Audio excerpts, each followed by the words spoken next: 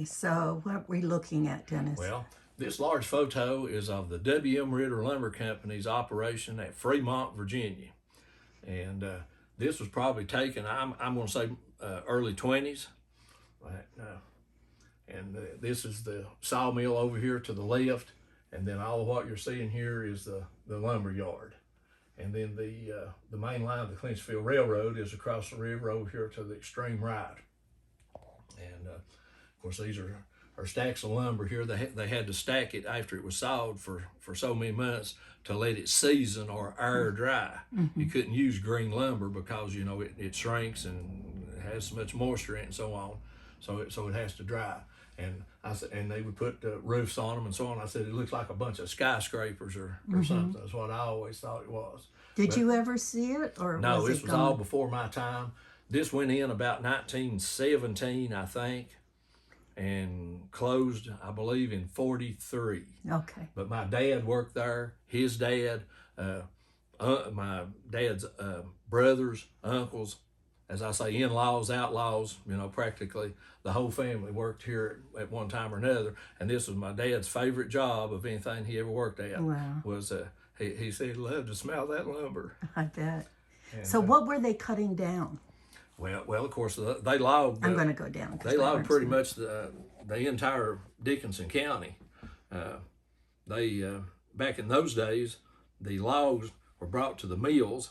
And speaking of mills, now there was two. They also built the town of McClure, as well as Fremont, just 2 miles between, and there was large sawmills at both of them.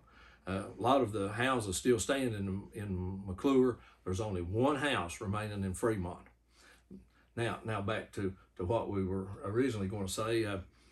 The way the logs were brought to the sawmills back in those days were by narrow gauge railroad, 3 feet, as opposed to standard gauge, 4 feet, 8.5 inches. But anyway.